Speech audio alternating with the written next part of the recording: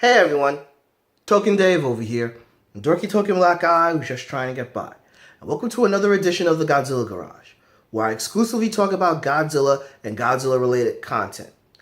This edition of the Godzilla Garage is in conjunction with the Token 5, my top 5 list for a particular subject matter, and in my last video, I talked about the 5 most underrated movies, so to balance things out, I'm going to talk about the 5 most overrated movies in the Godzilla franchise. Starting with the most controversial one, number 5, Godzilla vs. Biollante. Okay, this movie is interesting because it is very underrated. At the same time, it is also very overrated. I actually remember watching this movie when I was either 12 or 13 when my uncle got me the bootlegs for this. And I hated this movie initially seeing it. And unlike when I saw Godzilla vs. King Ghidorah, it took me longer to warm up to this movie. And I understand why people say it's underrated because the suits are awesome, Biollante is amazeballs, the characters are great, the score is great, the cinematography is really good. So with all that said, why do I say this is overrated? It's primarily because of the fan reaction. I'm hearing a lot of people say how underrated this movie is, and they're putting it within their top 5 of the Godzilla movies. To which I'm like, really? Granted, I understand it being in the top 10, and I even understand it being in top 15 for some people. But top 5, yeah, that's pushing it. And that's why it's number 5, because it's a good movie, but the fans overrate it. Number 4, Destroy All Monsters. The original supposed end to the Godzilla franchise. This movie was intended to go out in a bang, where basically you had the kaiju all cross Toho, like, of course, Godzilla, you had Minya, you had 2 Seconds of Varan, you have Anguirus, Gorosaurus. Everyone remembers the last battle. But sit down and watch the movie. The movie itself is meh at best. Even the destruction that the kaijus do during the movie is also meh. What this movie boils down to is the last major fight scene, which is awesome, but the rest of the movie is just meh. Okay, the next 2 are interchangeable depending on my feelings, but at the time of this recording, number 3 is Godzilla 2000. This is something that I feel is nostalgia for millennials because I do remember watching this in the movie theater where I'm probably one of 5 people there, and my other uncle, this was the only Godzilla movie we both saw in the movie theater, and yeah, this movie wasn't that good at all. I mean, granted, great washing the bad taste of 98 out of your mouth, but, you know, despite this being my favorite Godzilla costume, and despite Ogera, if I'm pronouncing his name right, I keep mispronouncing his name for some odd reason, him being awesome, this movie was really not that good. And the dubbing is just hysterical. So, yeah, Godzilla 2000, so overrated.